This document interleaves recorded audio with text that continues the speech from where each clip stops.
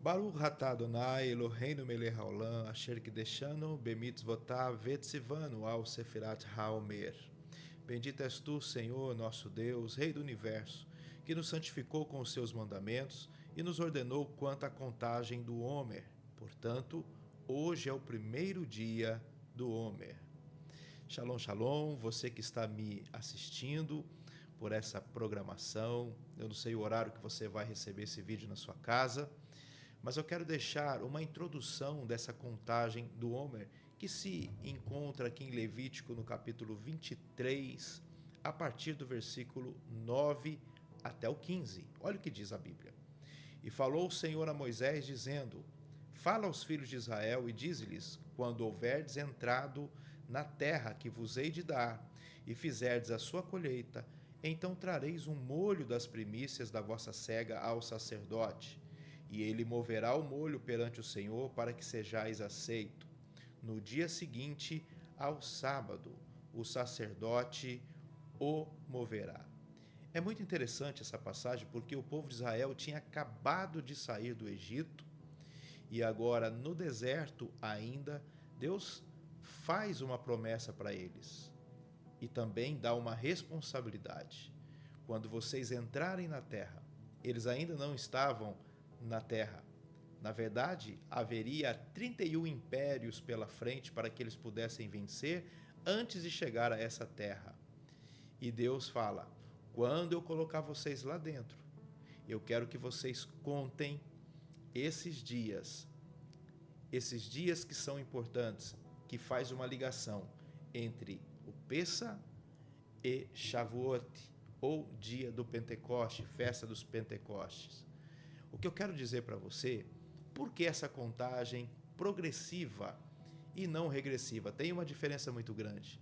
Quando você faz uma contagem regressiva, você coloca o tempo como o seu inimigo, porque o foco principal não é o tempo, mas o propósito. Imagina seu filho querendo fazer aniversário e não vê a hora de chegar o dia. Então, os dias de intervalo até chegar o aniversário se tornam como inimigos, se tornam desastrosos, angustiados, angustiosos. E, na verdade, quando nós contamos progressivamente, nós não sabemos o que vem pela frente. E é exatamente isso que Deus quer que a gente entenda. O mundo espiritual está em movimento. O povo tinha acabado de sair do Egito, mas eles precisavam tirar o Egito de dentro deles. E cada dia fora da escravidão era uma maturidade, uma experiência maravilhosa da parte do Senhor. Tem uma Haggadah, uma história muito interessante, onde um beduíno convida um sábio para ir num lugar onde céu e terra se encontravam. E então o sábio aceita o desafio e ele pega o seu bornal e vai até este local. E quando ele chega no local, esse sábio ele deixa o seu bornal num lugar e ele vai parar para orar. E quando ele começa a orar e termina a sua oração, ele não vê mais a sua mochila, o seu bornal naquele local. Então ele pergunta para o beduíno: aqui no céu tem ladrão? E ele diz: não, por quê? Porque sumiu o meu bornal. E aí o beduíno dá um sorriso para ele e diz o seguinte: amanhã, neste mesmo horário, você encontrará o seu bornal no mesmo local. O que isso significa para mim e para você? Que o mundo espiritual, ele é movimentado, ele se movimenta. E nós não podemos parar. Há muitas pessoas que pararam depois da salvação, depois de serem libertos de uma escravidão. Eu e você não podemos parar, porque o céu está em movimento, o mundo está em movimento, o mundo espiritual está em movimento. A nossa fé precisa ser acompanhada de obras. Eu e você temos um desafio e uma responsabilidade de contar os nossos dias até alcançar um coração sábio.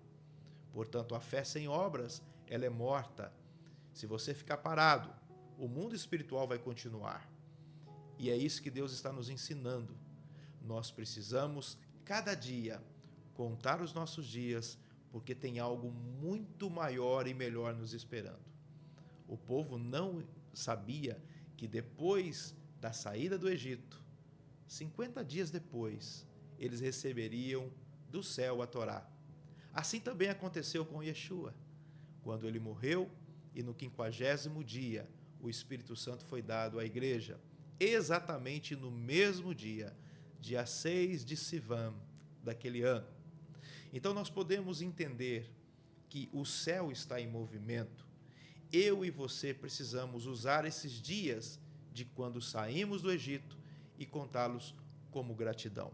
O Homer era uma medida, alguns vão dizer, de 2,2 litros a 3,6 litros, onde eles molhavam os molhos, principalmente da cevada, e eles entregavam todos os dias. Mas se eles estavam no deserto, como Deus estava dizendo para eles, façam isso todas as vezes que vocês forem fazer essa colheita. É porque o mundo espiritual é uma realidade para mim e para você. Mesmo que ele não esteja na minha mão hoje, mas o Senhor já conta que isso é uma realidade para mim e para você. Para que isso possa, de fato, acontecer e se materializar, eu preciso me movimentar. Eu preciso colocar e misturar fé naquilo que eu estou fazendo diante do Eterno. Hoje, nós começamos a contagem do Homer, e nesse primeiro dia eu quero falar sobre a bondade no amor. O amor é sentir a dor do outro. Enquanto a dor do outro não doer em você, não há amor envolvido. Por isso Deus disse a Moisés, tire as suas sandálias, porque o lugar em que tu estás é terra santa. Está lá em Êxodo capítulo 3, versículo 5. A dor do outro é santa. Você precisa sentir a dor do teu próximo. Você não pode ser indiferente. Se tem pessoas pedindo ajuda, socorro, você precisa sentir essa dor. Deus amou o mundo de tal maneira que deu o seu Filho unigênito, para que todo aquele que nele crê não morra, mas tenha vida eterna. Não pereça, mas ele tenha vida eterna.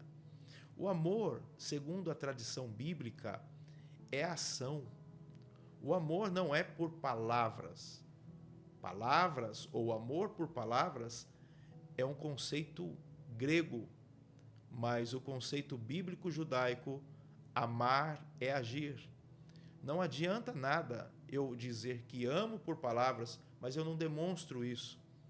Dentro das Sagradas Escrituras a gente vê o amor como uma expressão de ação. Pedro, tu me amas? Sim, Senhor, eu te amo. Apacenta as minhas ovelhas. Nós percebemos que amar a Deus e amar o próximo é uma questão de ação, não de palavras. Eu preciso mostrar, eu não só posso falar. A fé sem obras ela é morta. Então, mostra a sua fé que eu mostro as minhas obras. Não adianta dizer que você tem fé, mas se as suas obras não são compatíveis com a sua fé, essa fé ela está inclinada ao fracasso. Eu e você precisamos colocar essa bondade no amor, sentir a dor do próximo. Quando Moisés chega naquele monte onde estava apacentando as ovelhas de Jetro, seu sogro, ele tira as sandálias e ele começa a pisar naquelas pedrinhas pontiagudas que começa a doer nele. O gemido do outro tem que doer em você. O povo estava gemendo lá embaixo pela opressão do Egito. E Moisés precisava sentir essa dor. E você? Será que você tem sentido a dor do teu próximo? O amor tem que ser transcendental. E nós colocamos aqui algumas questões para você. Primeiro, examine a si mesmo. Qual é a minha capacidade de amar outra pessoa? Será que você já se fez essa pergunta? Qual é a capacidade que eu tenho de amar uma outra pessoa? Uma outra pergunta, é difícil eu deixar que outra pessoa entre em minha vida? Será que as frustrações, as decepções criaram bloqueios para que outra pessoa possa fazer parte também da minha vida?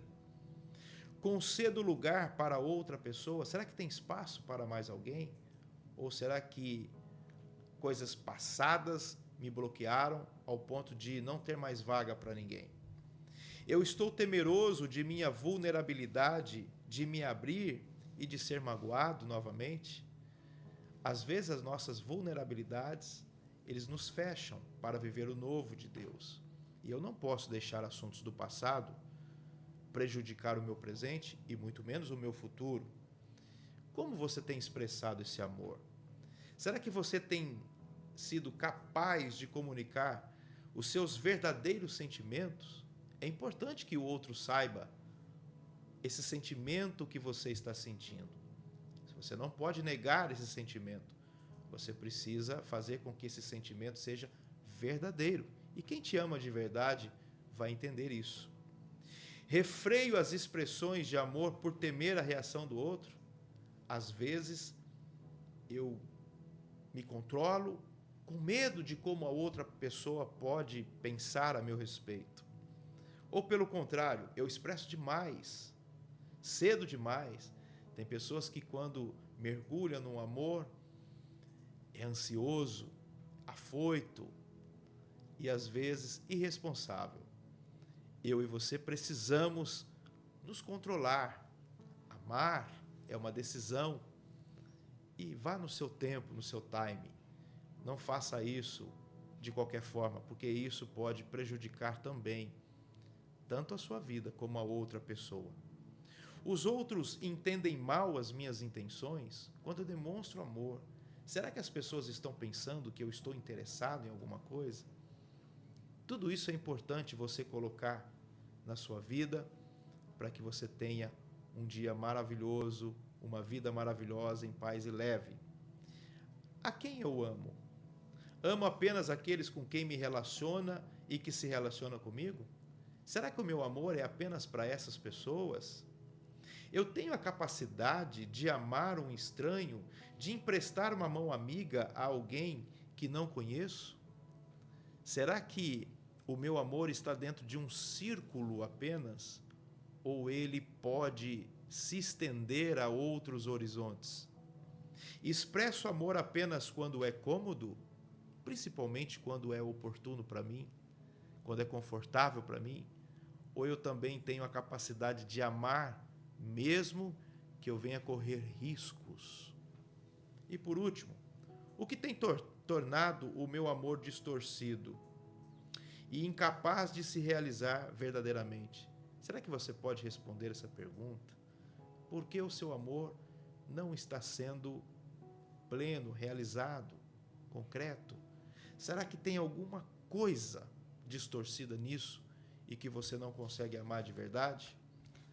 O exercício que eu quero dar para você nesse dia é que encontre uma maneira nova de você expressar o seu amor pelo próximo. Está na hora de você fazer uma faxina, encontrar algo maravilhoso da parte do Eterno e ame. Ame sem limites, porém com responsabilidade. Shalom, shalom.